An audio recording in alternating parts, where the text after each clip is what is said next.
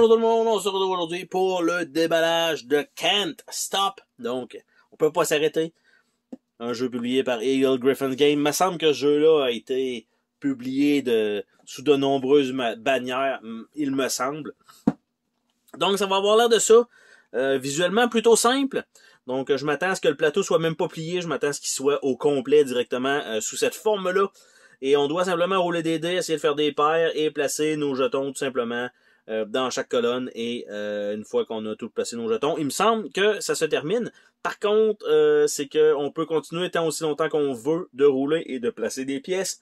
Par contre, si on rate un lancer de dés, parce que c'est un push your luck, eh bien, tout simplement, notre tour se termine et on perd tout avancé qu'on avait fait ce tour-ci. Donc, on a une petite coche ici pour ouvrir la boîte. Ben honnêtement, ça fonctionne pas. Donc, la boîte, par contre, est quand même bien rigide, d'une bonne épaisseur. Donc, on a un petit code ici, si on veut utiliser le code EGG 2022. Probablement que c'est dépassé déjà, mais bon. Donc, notre livre d'instructions, qui est une feuille. Donc, Can't Stop ici, donc on voit de quoi ça a l'air. Et, de l'autre côté, et voilà.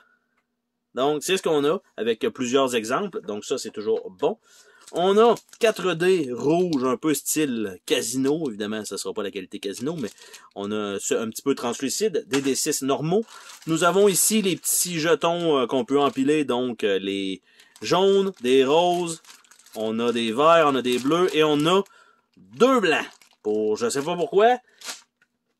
Est-ce que c'est normal qu'il y en ait 2 blancs? Oui, il y en a 3. Il y en a 3. Donc, là, j'en voyais 2. Mais ça a l'air qu'il y en aurait peut-être 3. Bon, ben, il m'en manque probablement un, déjà en partant. Ah, j'ai trouvé, il était en dessous, il était caché ici.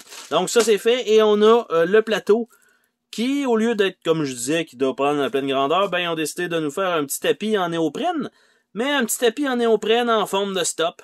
Donc, ça va probablement mal rentrer dans la boîte après, mais on va quand même le regarder ensemble. Qu'est-ce que ça donne? Et on va quand même le sortir de son petit emballage. Ça, c'est pas l'idéal. Surtout que je m'attendais visuellement, malgré que normalement ça retombe flat sur la table, donc ça aide un peu.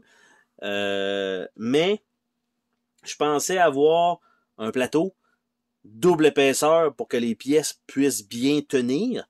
Là, on a un beau petit tapis en néoprène pour dire on est au goût du jour, voici la nouvelle version.